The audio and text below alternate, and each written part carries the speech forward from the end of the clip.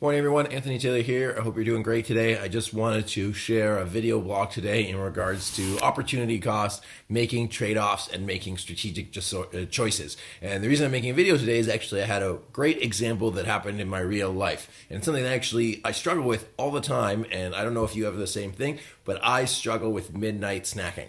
I wake up in the middle of the night, and for some reason I just can't help myself. I'll go eat something, usually because I haven't had a big enough dinner, and I will go to the fridge and grab something. So you might be thinking, why does this have to do with opportunity cost? Well, I know what happens when I midnight snack. It messes up my sleep.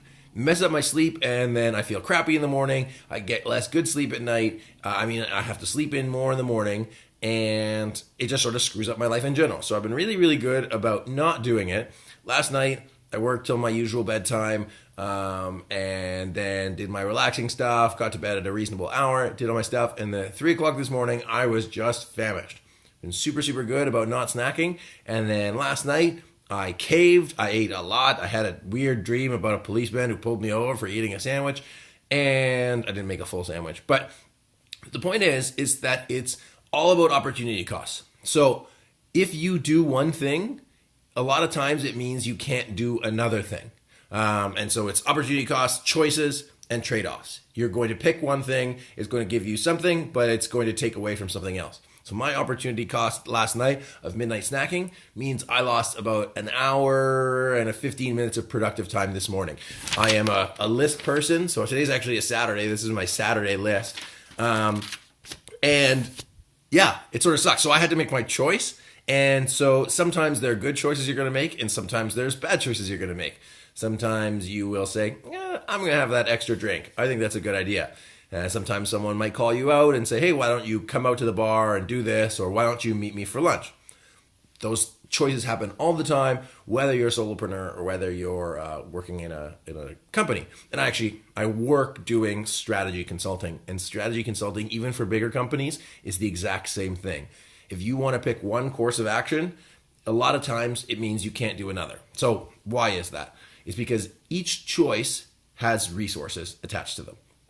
Those resources might be money, but it might be people, it might be time, it might be something else. So when you're picking your activities, and for a lot of entrepreneurs, you know this. It's intuitive. You say, well, obviously, if I do one thing, I can't do the other thing. But it's so important to internalize when you wake up in the morning, when you do your list, and when you're running your business, that if you're spending an hour meeting with somebody for coffee, you can't spend an hour doing something else. Which also means if I spend an hour writing one blog post, it means I can't spend another hour or that same hour writing a different blog post. You have to choose. You might be able to do one and then another, but you won't be able to do everything at the same time. So what I mean by, and why I want to share that is, it's really important to be guided by vision. In a previous blog post, I shared about being guided by purpose and being guided by what you're doing. But when you know where you're trying to go, those decisions will be easier for you. Now, there are times in your life where you don't always have a choice, or you sometimes might make the wrong choice and do something different. So for example, today, I decided to, instead of getting up at my normal 6:30 start time, I got up at 7:45 because I decided that getting sleep was more important than getting up an hour and 15 minutes earlier to do the stuff that I'm doing. So now I'm making trade-offs. I can't do my stretching, or I'm doing some of it on the ground. Instead of reading, I read a podcast, and instead of meditating, I will do a shorter meditation.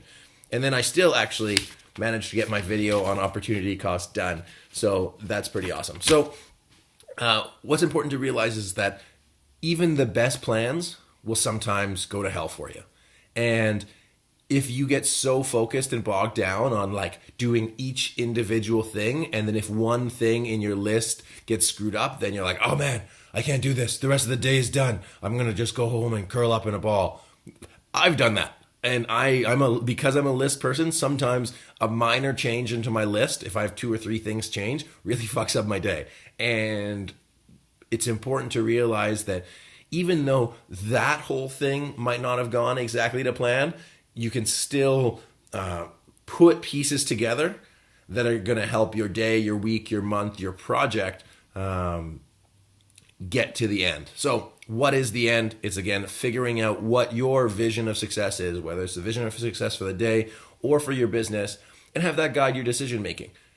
We have trade-offs when it comes to opportunity cost. You can't do everything, and you have to make choices as to which one is going to help you move forward faster and further and in the most resource friendly way. And then you have to make trade-offs and choices.